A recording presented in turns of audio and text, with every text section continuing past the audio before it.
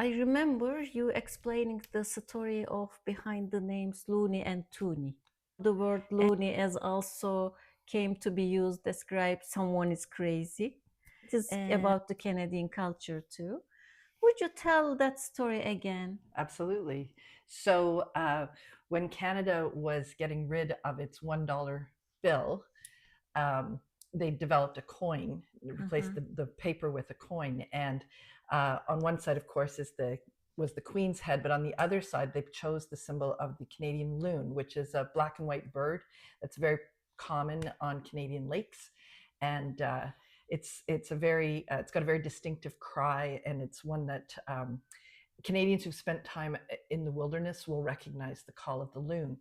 So they put the loon as a symbol of Canada on this coin. Of course, the word loony is a word that means that you're kind of crazy. So we have Bugs Bunny cartoons back in the day were called Looney Tunes, and it was like the craziness of Bugs Bunny.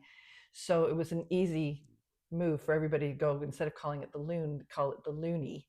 And so that it got its nickname very quickly, and everybody just refers to the coin now as the loony. And then when the time came for the $2 bill to be replaced, they replaced it again with another coin, the toonie, and of course loony, and then the $2 coin became the toonie, which also ties back to Looney Tunes. The two words really work well together. So we've got our loony and our toonie. How would you describe yourself in your own words? Okay, myself. Family comes first. So I'm a wife, married to my husband Mike for almost 40 years now. It'll be 40 years next summer. We have 3 children and 1 son-in-law, and and then I've got 3 sisters and their husbands and their children, and so we've got a fairly large family. So that's number one. I'm a teacher, and even though I'm retired from my full-time job, you don't stop being a teacher when you retire. It just is who I am. I'm educator. I'm a traveler. I'm curious about the world. I want to see and meet and experience and be part of this really interesting world that we have. And lastly, I'm a Christian, and that sort of underlies everything else is built on that. Where did you grow up, and what was your childhood like? So I was born in Scotland. So my first 5 years were spent there. And then when I was 5, my parents decided to emigrate to Canada, and we moved to Quebec. So I did all my elementary and high school in the province of Quebec in Montreal. A lot of good times in Quebec. My mother's sister's family also moved to Quebec, so we would spend Saturdays with my cousins, and we had a lot of fun times getting together with them. Our first house in Canada had a very big backyard, and so we'd play in the backyard all the time. We were on a corner lot, so people that lived behind us had 3 kids, and they would come over. We'd turn our swing set into a spaceship, and we had a above ground pool, and so I remember sort of crouching around the pool as we would be pretending to shoot aliens from other planets as we had traveled on our spaceship to fight them. And we just had a really imaginative childhood. And then which is where I learned to speak French. And then when I was 18, we moved to Ontario, and I have been here ever since. Did my university here in Ontario and have worked in growing up here. I'm sort of an invisible immigrant in that I speak English. That was my first language. And Canada's got a lot of British culture still. So I don't stand out as an immigrant. Same thing in Quebec. As an English person in Quebec, you're a minority person. You're in an English community, but in a larger French environment. So moving to Ontario, I remember feeling a lot of culture shock, because it was so American in my view from what I'd been used to in Quebec. Quebec is very French, and we went through language wars, we went through a referendum, there was always talk of separation from Canada, and always this very much the defense of the French culture and the Quebec people fighting for that. And so it shapes your thinking in that people here expect me to be sort of a typical Canadian, and probably I am in many ways, except that I did grow up as a minority person. I did grow up as an immigrant. So I do have those pieces that are there that I can identify with people who are newcomers to Canada, who are minorities in their culture or in our culture, and how they might feel a little displaced or not quite feeling that they completely belong, because that's my background. Although it's unexpected because I don't look like I would be one of those people. In other ways, as I watch things on television or I hear Scottish people referring to things or words that they use, the dialect, I'm there. I understand all of that. I connect to all of that, and that I'll never lose that particular bit of connection. But I have to work a little bit harder at it now to stay connected. Yes, it is very hard, because to know people is one of the best ways to feel connected to a place. Exactly. That's why. And what brought you from Quebec to Ontario? My father got a job. So we moved in 1981, which was politically, it was a pretty unstable time in Quebec. There was a lot of talk about Quebec separating, referendums. My dad, in the company that he was working in, he had gone about as far as he could go. He was a vice president there, and he was looking for further opportunities. And so between the politics and the job, he looked outside of the province, and he was able to get a position in Mississauga. And so that brought us to this part of the world. For me, I had just finished 1 year cégep, which made me eligible to go right into university. So it was, and a lot of my friends did the same thing. They came to Ontario after 1 year. So normally you do 2 years of cégep before going to university if you stay in Quebec. But by coming to Ontario, you could go directly into university. So you gained a year. Mm-hmm. So it was advantageous for me to continue with my parents and come to Ontario and go to university here. You mentioned many of them, but what were the biggest differences you noticed between Quebec and Ontario? Yeah, in Montreal, we had 2 English channels, and then through cable, you'd get access to the American stations.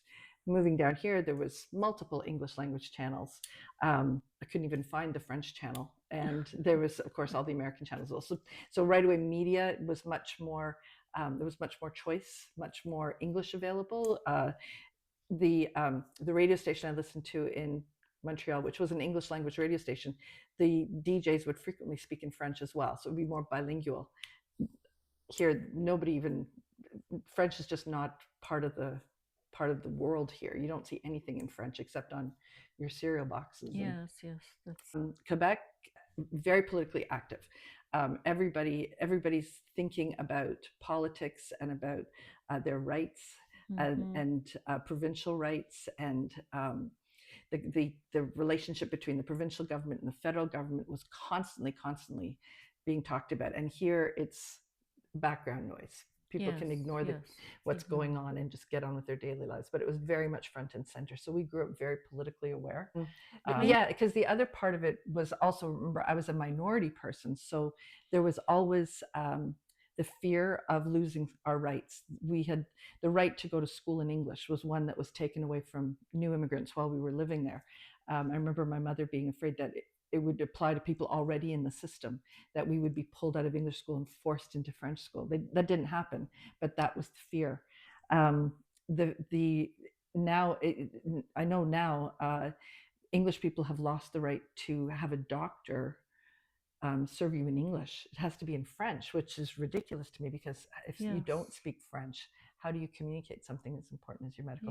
So there is a lot of, so that's why, again, maybe as a minority person in Quebec, we were aware of our rights as Anglophones. That's what we call English speakers, Anglophones, and that knowing that we would have to be active to fight for those, to keep the right to live and work and exist in English in public, means fine, but it's been basically pushed in Quebec behind closed doors. The signs have to be all in French, no English visible anywhere, for example. So that fighting for rights, not an issue here in Ontario at all. Here I'm part of the majority. Yes. So it's a very different experience. What inspired you to become a teacher? Oh, you know what? I fought against it when I was going through school for the longest time. So my mother's a teacher, and two of her sisters were also teachers. So it's definitely in the family. When I was in grade 9, my English teacher, we put on a play for the school, our class did, and she cast me as the teacher in the play. And there was that sort of sense of, you would be a good teacher. People would tell me that, and they'd be like, I don't want to be a teacher. But I came to the realization that that's what I am. It's not what I needed to study to learn how to do. It's like I basically am a teacher. And where I got that realization was after university, when I still didn't really know what I wanted to do with my life. And I was working for one of the department stores. I was working downtown in their head office, and I hated my job. It was just a horrible job. I was doing data entry, and it wasn't fun. I was doing the big commute downtown Toronto every day, and I started doing that. Okay, let's look at my life and let's think about what I'm doing. I thought, where are the times where I've really felt joy in what I'm doing? And I realized when I had worked at summer camp, I worked at summer camp for years and years, and I had been a swimming instructor. So I was teaching kids how to swim, and I loved that. I loved teaching them how to swim. So that was one thing. And then in my job, I had moved from data entry over into the training department, and it was through somebody I knew who worked. She was the head of that department. She pulled me over to the department, and I was now teaching people. And back in those days, I was teaching them how to turn on a computer. We were training people on technology, so we were teaching them how to use the early days of computers. But I was teaching. And that was the days that I was in that little classroom doing the scripted classroom work were the best days at work. It was like, this is the most fun that I'm having. And I started looking over and over. I was teaching piano lessons to local kids and enjoy. It's like every time I've done anything that has felt meaningful to me, I've ended up in a teaching role. I was teaching Sunday school at my church, so I just kept landing in teaching positions. And I thought, it seems to me Yes, that I'm a teacher. So I applied to Teachers College, and out of 4,000 applicants, only 400 people get in, and I was one of the 400. So I put it in the Lord's hands, and I said, God, if this is what you want me to do, I'm trusting you with this. Like, I have no control over if they accept it or not. About that, what else would you like to say about teaching? I love the conversations that I have with students. You want them to be critical thinkers. Yeah. But to me, in this day and age, especially when a computer can spout out so much information, yes, whether it's right, true, or false, we dig deeper so that they would hopefully be thinkers rather than just accepting everything blindly. So yeah, that's what I love. You are such a wonderful storyteller and communicator. Has that always come naturally to you? No, my father was a great storyteller. His sister could, whether it was true or not, she wouldn't let the truth get in the way of a good story. So she would tell stories about him as a child, and he'd be shaking his head going, that didn't happen, but it was a great story. So I think it's definitely part of my family, whether it's part of my actual culture. It's coming from your genes. Yeah, exactly. What has been the most rewarding part of your teaching career? Clicked well, and we worked, and I could see the growth in that teacher and see them becoming a better teacher. That was very rewarding. So I understand that you still work with educators. Mm-hmm. Could you tell us about what do you do today? Yes, teaching future teachers, they're teacher candidates, and they have to take a number of courses, and I taught one of the courses that a mandatory course that they have to take around language and literacy. I'm not doing it in the fall. I've decided to give it up so that I can travel more. And also, I'm tired marking papers, so I don't want to do that anymore. But I'm also, I'm going to Belize this summer to do some professional development workshops with. So these are with a school board So these are already employed teachers. It's further development. I don't have to grade papers with this one. We just go in, we present the workshops. And so I'm going back, this will be my third year going back down to Belize to work with the same teachers. So that's very rewarding. And I teach ESL. Are you involved with a university or teacher training program? Yeah, it was. So the university is called Tyndale University. It's on the east side of Toronto, and they have a Bachelor of Education program, degree program. So I was part of that, the teaching team for that course. But they offered me a contract again for the fall, and I've turned it down. Nice. Yeah, I turned it down. I thought with my husband now retired. He's like, I was about to say that, yeah, because your husband is has retired. He wants to travel, so we're going to travel in the fall instead. What advice would you give you to new teachers entering the profession today?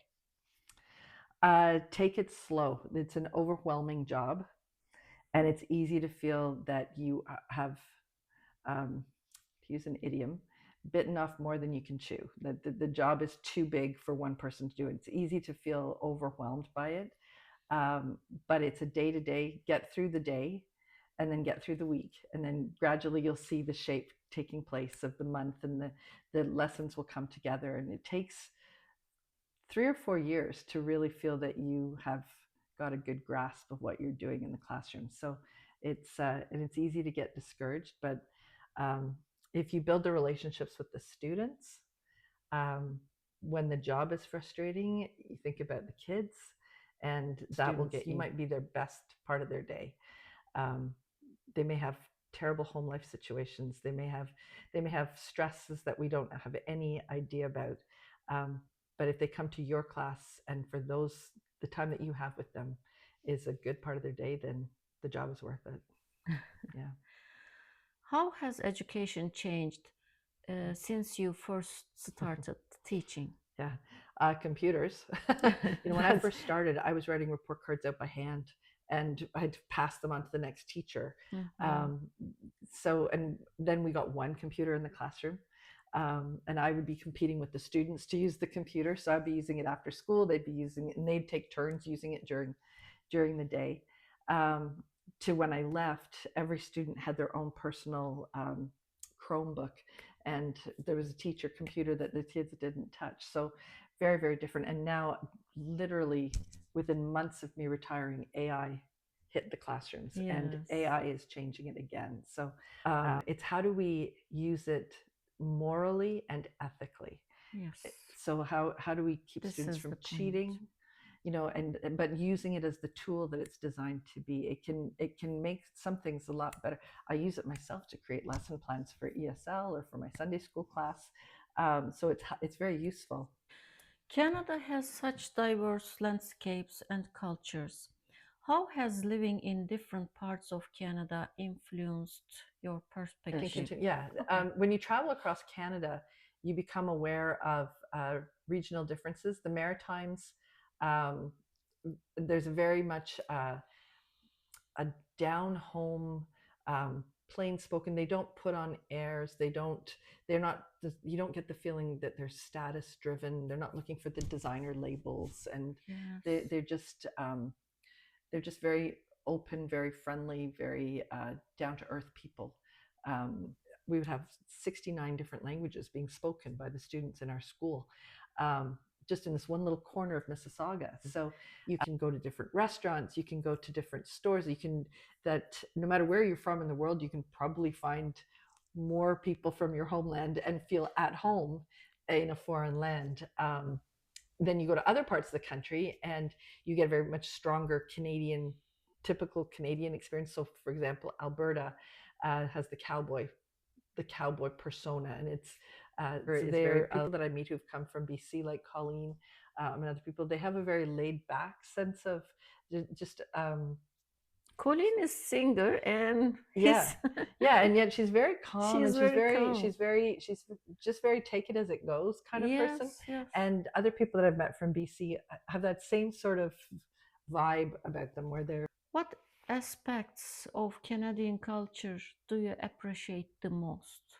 I think the way that we welcome the world, I think, is a really, and it's not perfect. And I know that there are times where the divisions do come up. But having said that, compared to most other places in the world, open, we are to different cultures, different groups of people, continuing to be who they are when they come, and finding their place to live within this country, recognizing that English and French are our two official languages, but there's no pressure on people to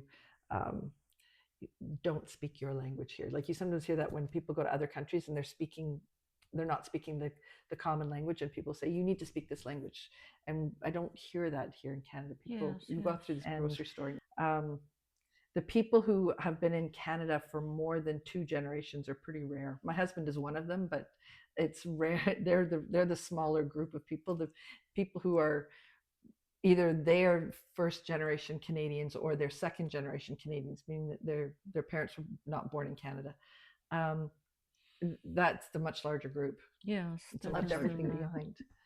So What makes Canada feel like home to you? it is home. It's been home for most of my life, so it is home. Nature. Nature. Yeah. You love nature. It's funny, the national anthem has the line, "Our home and native land."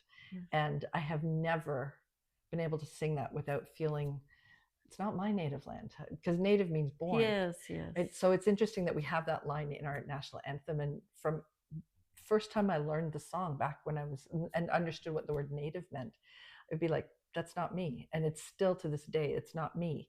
So there's a piece of our anthem that always reminds me that I'm not.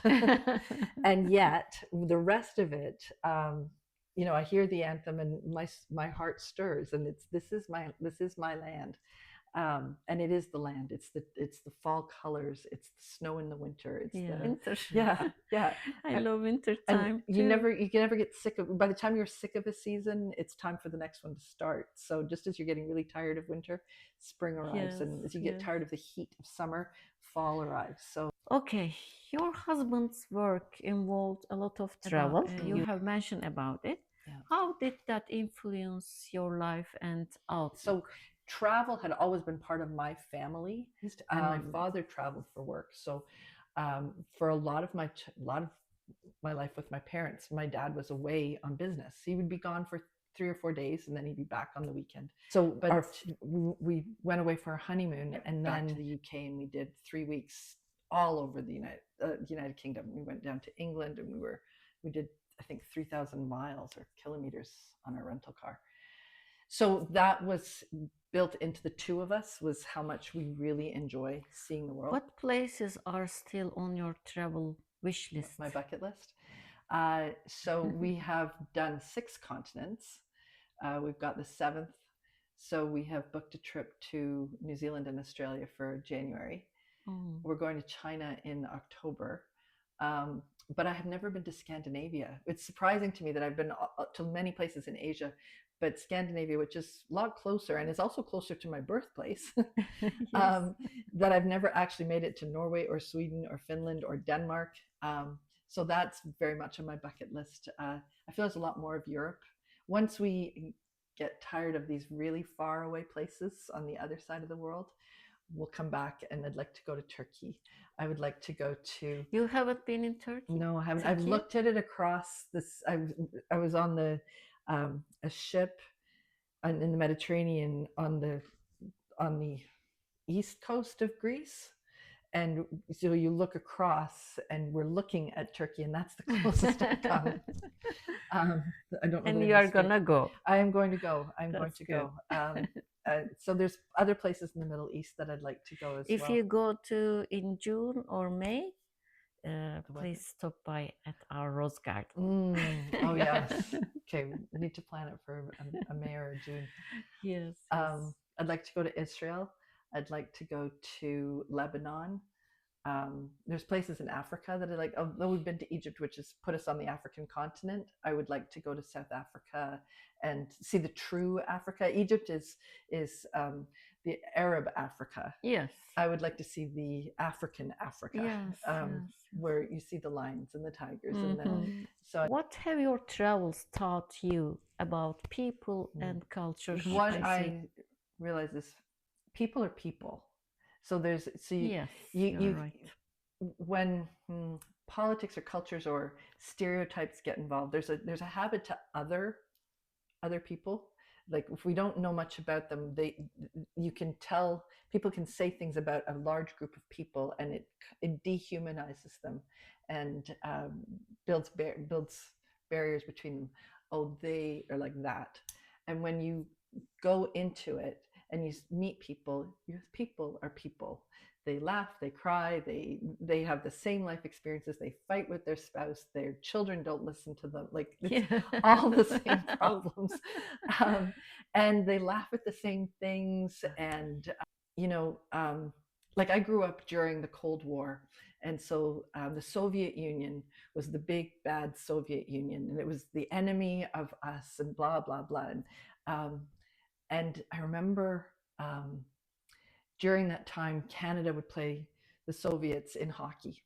There was a few tournaments, and one of these tournaments, and the first time it was like the big bad Soviets, and Canada beat them, and yay Canada, we fought back against those evil Soviets. That was the narrative.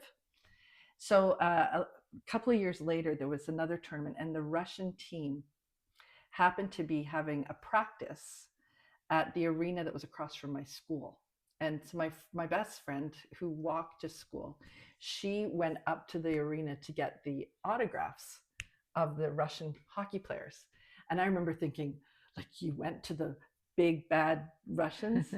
And she said she got there as they were getting on the bus, and the coach was like, no, no, no, no autographs. And one of the Russian players saw her with her book, and he basically ignored his coach, grabbed her book, signed it, passed it around the bus, and all the hockey players signed them. And that was the first time that it was like our enemy was kind, and they saw a little girl who just wanted their autographs, and they responded beautifully to this little girl. And it was one of those eye-opening moments that maybe they're not as big and bad as their government wants to portray them, or our government wants to portray them, and the way that we're portrayed might be completely wrong as well. And you realize that politics has like they have a name, but people underneath are just living their lives. Yeah. Another early story was my church sponsored this is back in the 70s when the Vietnam War was on, and refugees from Vietnam were escaping by boat and were ending up in refugee camps. And then from there, some of them would be allowed to come to Canada. And our church had sponsored a family, and it was so the first arrivals were the father and the three middle children who were about my age. And this boy, I remember meeting this boy who couldn't speak a word of English, and he was still making us laugh he was doing jokes by pointing at things, and he would still make us laugh. And I realized that, again, language was not a barrier to communication, that people could find common things to enjoy about each other. And travel has just reinforced that idea, constantly reinforced that idea, that when we get right down to it, we are all created in God's image, and we're all equal under God. And so we all have the same human heart, and we all have the same needs and wants and desires and curiosities. And so that's how I look at the world. And travel has really reinforced that and opened Yes, that. yes. We can get caught up in we are like this and nobody else is like that. And there are things about culture that is, and maybe it's because I've started with one country, and my own experiences. Who am I really? But as you get exposed to people, you realize there's surface things, like we like this kind of food and you like that kind of food, but I like your food too, and you probably like my food. You just need to try. I just need to try it. And the fact that we eat certain foods is just geography. It's like, this is what was available. Yes. Every culture has been really wonderful food things that people have made out of what was available. So you learn that these differences are superficial, and they're fun, and they don't need to divide us. It makes this something that we can learn from each other, and we can grow together. Yeah. Cottage life Yes. is such an important part of the Canadian culture. Yeah. What does cottage life mean to you? Yeah. It's funny. I didn't grow up with a cottage because my parents didn't understand cottage You are culture. traveling. Yeah. Well, mostly. it's not part of Scottish culture. Mhm. So my parents came to Canada and they really couldn't understand why people kept disappearing for a couple of months in the summertime, and they didn't swim. They weren't that into water sports, so they didn't see the appeal of it. So I didn't grow up with that as part of my own childhood. I spent time by the lake, and I learned how to canoe. As I adopted these Canadian things, learned how to swim, learned how to canoe. I realized the magic of escaping from the city and having a huge lake in front of you, of jumping into, I don't like jumping into cold water, but of being in a lake and looking around, seeing that vast expanse of water that doesn't have the edges of a pool to limit you. And Cottage life. yeah. Where is your cottage located and what do you love most about it?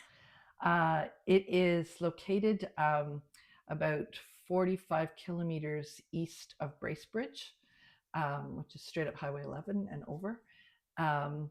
And when we're there, it is very calm. It's very quiet, unless there's a thunderstorm. But there's no traffic noise. There's no planes overhead. So there's a quietness that comes from, it's just nature sounds. And there are people around. You hear the boats going by, and so you're not isolated. We have a beautiful view through the trees. You can see the lake, and we have an island just off the side, as part of our view.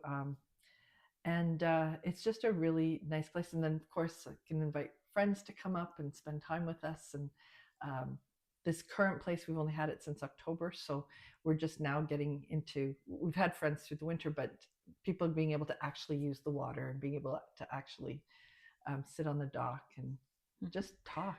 What are your favorite cottage activities? I was gonna ask, but just I'm going to sound lazy, but I really like to sit on the dock and read a book, or listen to a podcast with my eyes shut. Going out for boat rides in the motorboat. Kayaking is something I really enjoy. Nice kayak in the mornings when the lake is like glass. It's just so calm, and you get out and you paddle, and it's just such a beautiful time. And I'll often sing, or I'm praying as I'm paddling and just thanking God for this beautiful day in this beautiful place. Why do you think so many Canadians cherish cottage life? It's a place. Oftentimes, cottages are generational, so there'll be their grandparents will have had one, and then their parents have had one, and now they have one. So it's that continuation of tradition. You don't have to wear makeup, or you don't have to blow dry your hair. You don't, you roll out of bed, and how you come to breakfast in your pajamas. It's very relaxed, very casual. Wear your bathing suit all day long. How did you first learn to knit? Thanks to my mother. As the oldest of 4 girls, and with a long summer, my mother was always looking for ways to continue me to. So she taught me how to knit, and we would do projects together. She'd find something that first I would be making doll blankets for my dolls, kind of thing. So you're just knitting a square.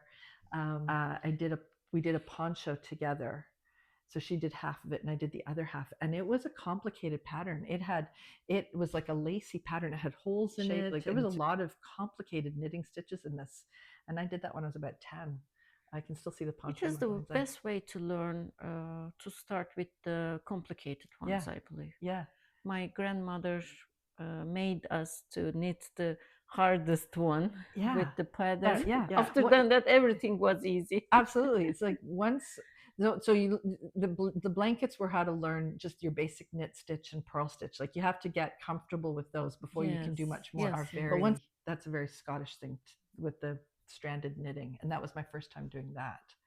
And that one, I got a lot of compliments on it after I finished it, and I was very proud of it. And I realized just how much I had enjoyed the process of making it. And I kind of came back to knitting at that point, and I've really not stopped ever since then. Same time. So even the sweater I just finished for my son-in-law, it looks good. It fit. I got the fit right. It is the most important thing. So it looks. You said you have 3 children. Mhm. What are your children doing now? Yep. So my oldest son is he is the marketing the Canadian marketing manager for Bet365, which is an online sports betting app. So he loves his job because he's nuts about sports. He loves sports. For example, he was just recently he went to Vancouver. He was given tickets and I think flight to go to Vancouver and go to the Canada versus I forget who they played, but the Canadian World Cup game in Vancouver. He was there. Yes. He got to go to that game. There was a My daughter she works for the Toronto Community Housing.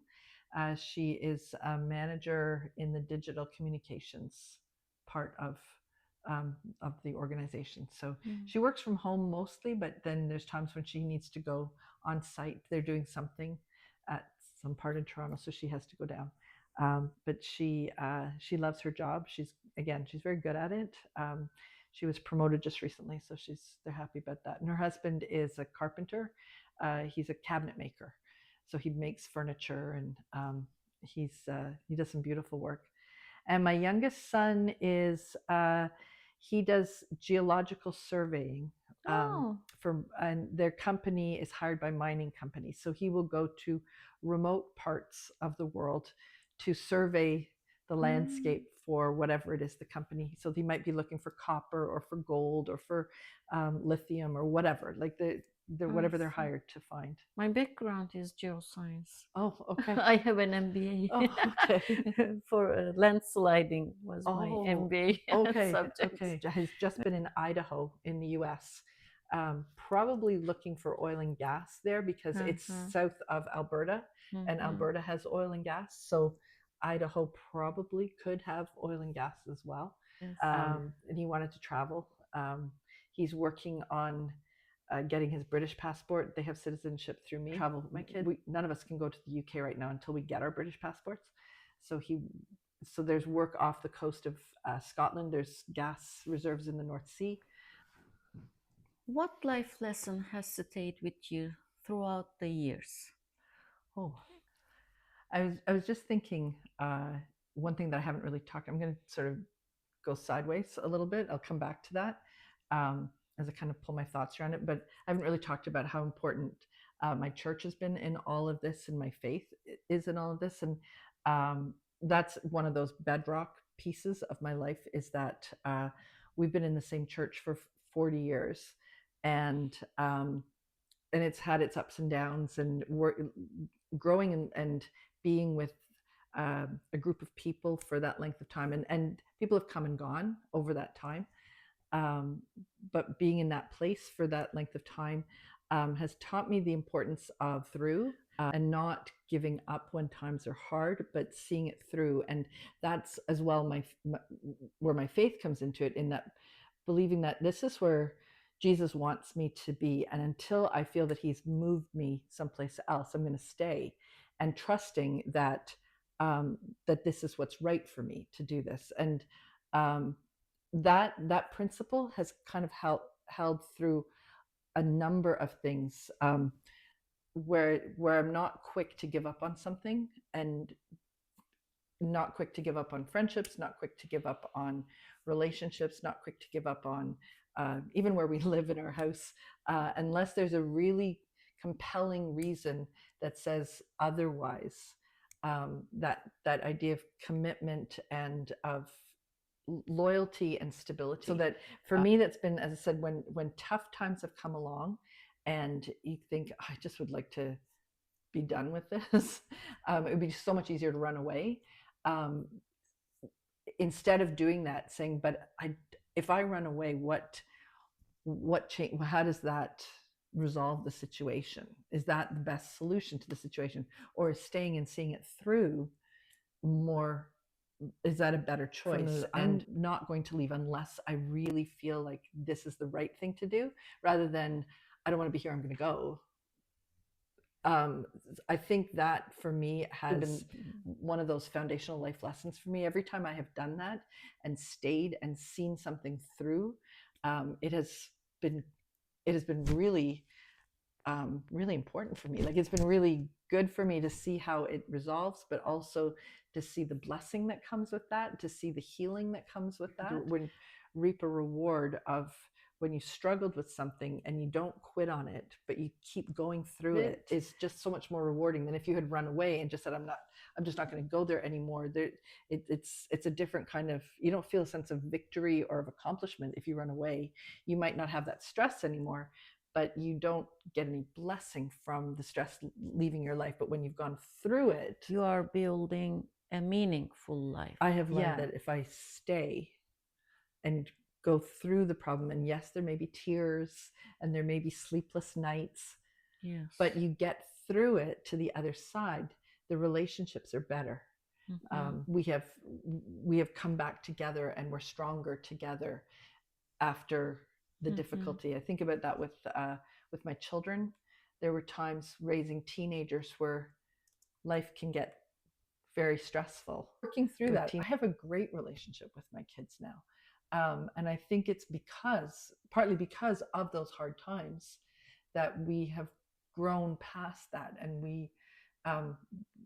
we've come to a better understanding of each other. And same thing at my church or in my school situations with students. Effort is so important. Hard work, effort, dedication, commitment. Yeah. Yes. I'm grateful for Jesus, because without following him, I don't think the blessings that I have in my life I would have. I think it is because I have trusted him that that in following him, my husband is also a Christ follower, and we have that shared love and that shared commitment and shared values and shared way of looking at life. And through that, there's been many blessings. What are you excited about in this chapter of your life? We don't have work. We're retired, so we have time. We're both in good health, so I'm so appreciative of that.